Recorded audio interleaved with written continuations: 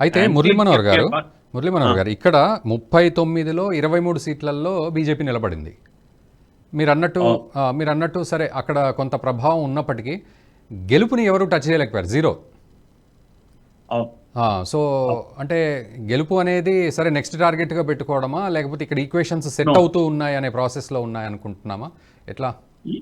ఇప్పుడు ఈ పెరిగిన బీజేపీ బలం చూశాక ఇప్పుడు చెప్పిన నేను ఏఐడిఎంకే గ్రూప్ యొక్క చిన్న చిన్న పార్టీలు అన్ని కూడా బీజేపీతో కలిసి వస్తాయి.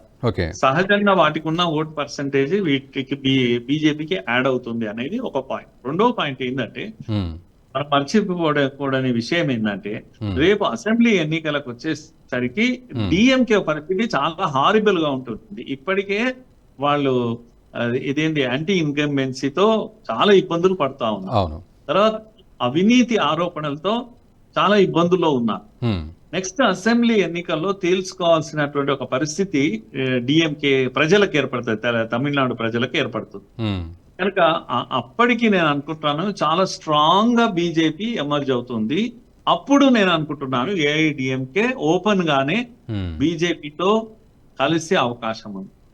అయితే బ్లాక్ మెయిల్ చేయడం ఆపేసి బీజేపీని అప్పుడు ఫ్రెండ్లీ పార్టీగా చరిత్రను దృష్టిలో పెట్టుకొని, గత చరిత్ర ఒకటి ఉంది కనుక జయలలితతో బీజేపీ ఎప్పుడు కలిసే ఉండేది కనుక ఈ చరిత్ర ఆధారంగా మళ్ళీ ఒకసారి బీజేపీతో కలిసి వస్తే అసెంబ్లీ ఎన్నికల్లో మాత్రం అన్నామలై ఏమంటాం is chief minister in making అని అంటాం. Is a chief minister in making కాబోతున్నాడు, ఎదుగుతున్నాడు, చీఫ్ మినిస్టర్ గా ఎదుగుతున్నటువంటి ఒక నాయకుడు ఇప్పుడు తమిళనాడులో, కొత్త నాయకుడు. కొత్త తరం మొత్తము ఎవరైతే సోషల్ మీడియా యూత్ ఉన్నారో వీళ్ళందరికీ నాయకుడు అన్నామలై తమిళనాడులో ఇప్పుడు. కనుక ఫ్యాషన్ ఏంటంటే, ఫ్యాషన్ ఆఫ్ ది డే ఏంటంటే అన్నామలైతో కలిసి వెళ్ళడమే ఫ్యాషన్. ఆయన పాదయాత్ర చేసినా ఇంకేం చేసినా ఆయన వెనకాల వెళ్లి నిలబడమే ఈ రోజు ఫ్యాషన్ ఆఫ్ ది యూత్. అక్కడ ట్రెండ్ సెట్టర్ గా నిలిచారు అన్నామలై, ట్రెండ్ సెట్టర్ గా నిలబడ్డారు. ఈ జనరేషన్ కు వారు చెప్పిన మాట వాస్తవం ఏంటంటే ఈ జనరేషన్ కు ద్రవిడవాదం తెలియదు. అవును, భారతదేశం తెలుసు, భారత్ లో ఒక భాగం అని తెలుసు. పైగా భారత్ లో చాలా కీలక పాత్ర పోషిస్తుంది తమిళనాడు. ఇంకా ఒక సపరేట్ కంట్రీగా ఉండడం కూడా ప్రజెంట్ జనరేషన్ కి ఇష్టం లేదు. ఈ సపరేటిస్ట్ మైండ్ అనే తరం వెళ్ళిపోయింది. ఇప్పుడు వాళ్ళు దేశంతో ఐడెంటిటీ అవుతున్నారు, గర్వంగా ఫీల్ అవుతున్నారు. ప్రపంచవ్యాప్తంగా భారత్ కు వినపడుతున్న మంచి పేరు విన్నప్పుడు వాళ్ళు కూడా గర్వంగా ఫీల్ అవుతున్నారు. అయితే మురళీ మనోహర్ గారు ఇదంతా ఓకే. దీనికి తోడు అటు ప్రధాని కూడా తమిళనాడుకు వెళ్ళినప్పుడు ఈ తిరుక్కురల్ వ్యాఖ్యలు చెప్పడం, అంటే మాటల్లో మనం తెలుగు ఇక్కడ ఎట్లయితే మాట్లాడో అక్కడ తిరుక్కురల్ వ్యాఖ్యలు చెప్పడం, తర్వాత సెంగోల్ ప్రతిష్ట పార్లమెంట్లో. సో ఇది కూడా ఒక ప్రిఫరెన్స్ వైజ్ లాగా కాశీ తమిళ్ సంగమం అన్నట్లుగా మళ్ళీ శ్రీరంగం యాత్ర కూడా చేపట్టారు. అయోధ్య రామ మందిర విగ్రహ ప్రాణప్రతిష్ఠ సమయంలో శ్రీరంగానికి కూడా వచ్చారు, అక్కడ కూడా అక్కడ ప్రదక్షిణలు చేశారు. సో ఇదంతా కూడా ఒక ఫోకస్డ్గా బీజేపీ వెళ్ళింది అని అర్థం చేసుకోవాలా, లేకపోతే అన్నామలైకి ఎటువంటి స్ట్రాటజీ కూడా తోడవ్వలేదు బీజేపీ పార్టీ నుంచి, కేవలం ఒక్కడే ఒంటి చేత్తో తీసుకొచ్చాడు అనుకోవాలా, లేదా రెండు పాజిటివ్ యాంగిల్స్ ఉన్నాయా? తమిళనాడులో చేస్తున్న operation centralised operation, central planned at the central level and executed at the state level. ఇది జరుగుతుంది, మంచి కోఆర్డినేషన్ తో జరుగుతుందండి. అసలు అన్నామలై కన్నా ఎక్కువ మోడీ ప్రమోట్ చేస్తున్నాడు తమిళనాడు పాలిటిక్స్ ను. బాగా ప్రమోట్ చేస్తున్నది నరేంద్ర మోడీ గారు. ఇంతకుముందు చెప్పిన మీరు ఒక 5 ఏళ్ల నుంచి పనిచేస్తున్నాడు అండి ఆయన. ఇప్పుడు ఏమి ఎన్నికల ముందు కాదు కదా. ఇంతకుముందు మీరు చెప్పిన సింగోల్ విషయమే ఉందనుకోండి, ఇది ఇండియన్ కల్చర్ లో భాగం. అది సింగోల్ అనేది ఎందుకు ఆ రోజు ఒక సాంప్రదాయంగా తీసుకున్నారు, ధర్మదండము. అది ధర్మదండము ఈ దేశం యొక్క సంస్కృతి. అది ఎప్పుడైనా రాజును ఎవరు లైన్ లో పెట్టాలి, ఒక రాజును కింగ్ ను అంటే ధర్మమే లైన్ లో పెట్టాలి.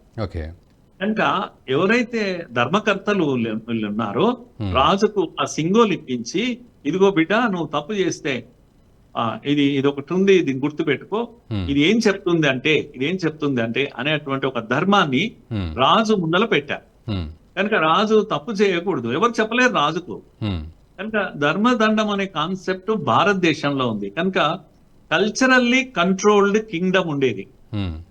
కనుక కింగ్డమ్ గానీ కింగ్ గానీ it was controlled by the culture, not religion. Not religion, Sengol is a part of our culture.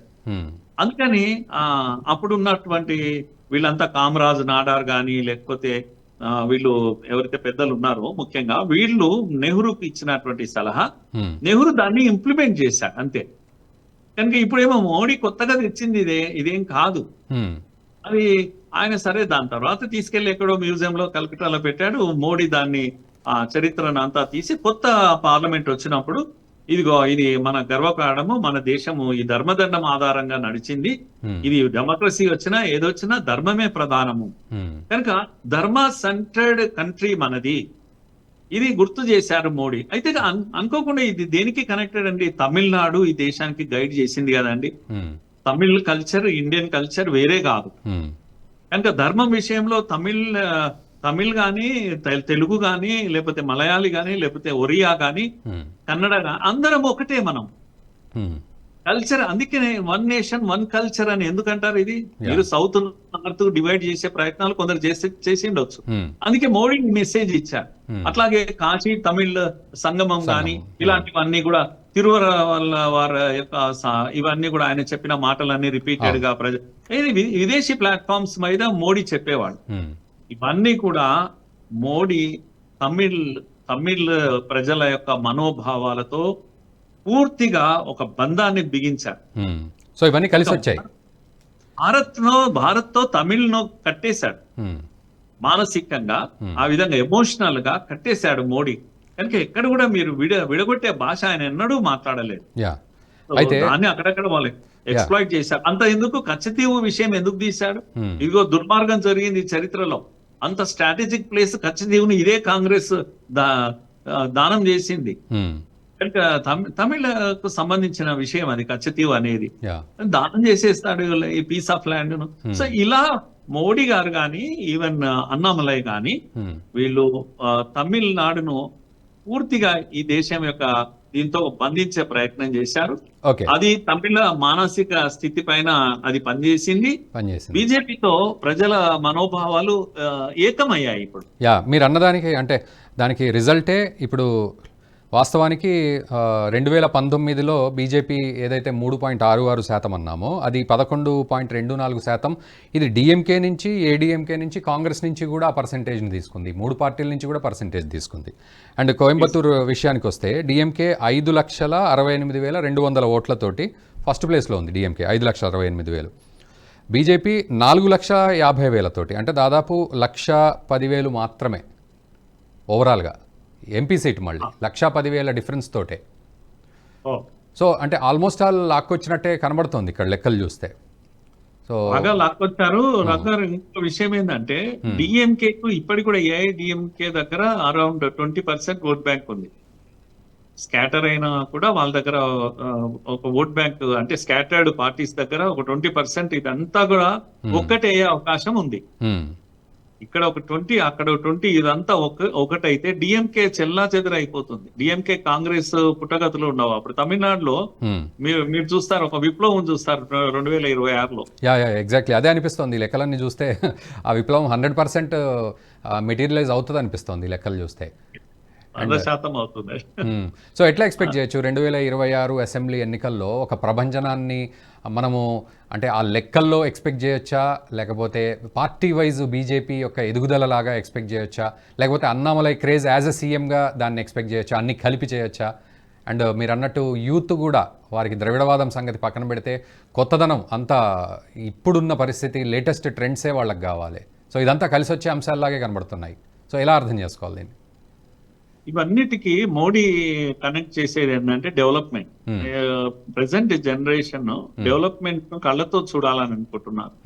కనుక ఇవి ఉన్నాయి కదండి, అవేంటి speed trains, bullet trains, Vande Bharat, bullet trains లాంటివి ఇవన్నీ కూడా వాటర్ బేస్ గానీ బుల్లెట్ ట్రైన్స్ గానీ ఈ డెవలప్మెంట్ అంతా కూడా తమిళనాడులో చూస్తారు. ఈ 2 ఏళ్లలో డెవలప్మెంట్ అనేది చూస్తాడు మోడీ, చూయిస్తారు.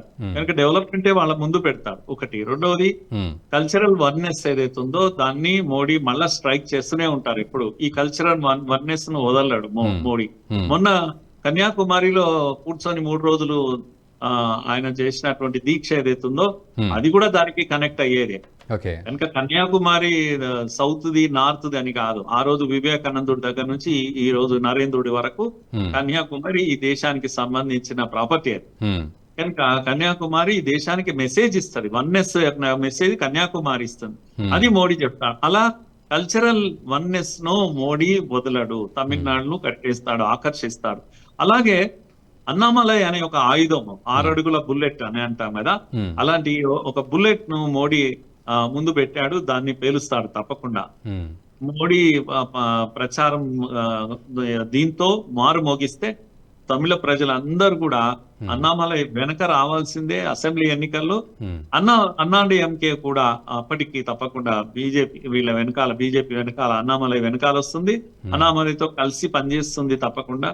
నేను 100% నేను ఇస్తాను. 2026లో భారతీయ జనతా పార్టీ జెండా ఎగురుతుంది. అన్నామలయే ముఖ్యమంత్రి అవుతాడు. ఇప్పుడు వెళ్ళి కంటెస్ట్ చేసిన మన దగ్గర గవర్నర్ ఉండే కదండి, మన తమిళసై కానీ వీళ్ళందరూ కూడా ఆ రాష్ట్ర ప్రభుత్వాన్ని లీడ్ మురుగన్ కానీ వీళ్ళంతా కూడా ఆల్రెడీ లీడర్స్ గా ఎమర్జ్ అయ్యారు. ఇప్పుడు అన్నామలై ఒక్కడు లేడు అక్కడ. సుమారుగా ఒక 10 మంది నాయకులు, సీనియర్ నాయకులు.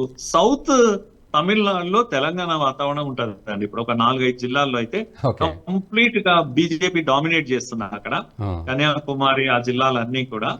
అది కాస్త నార్త్ లో ఇప్పుడు నెట్వర్క్ పెంచుకోవడం వల్ల బీజేపీ ఘన విజయం సాధిస్తుందని మనం ఖచ్చితంగా చెప్పొచ్చు. అయితే ఇక్కడ ఇంకొక విషయం, ఈ ప్రయత్నం ఇప్పుడు చేసిన ప్రయత్నం వృధా పోదు అని మాత్రం చెప్పొచ్చు. ఈ వీడియో మీకు నచ్చినట్టయితే లైక్ చేయండి, 10 మందికి షేర్ చేయండి. అలాగే కామెంట్ల రూపంలో మీ అభిప్రాయాలను మాతో పంచుకోండి. Nationalist hub group of channels ను సబ్స్క్రైబ్ చేసుకుని తెలుగునాట జాతీయవాద జర్నలిజాన్ని ప్రోత్సహించండి. ఈ వీడియో కింద ఉన్న బెల్ ఐకాన్ పై క్లిక్ చేయడం మర్చిపోవద్దు.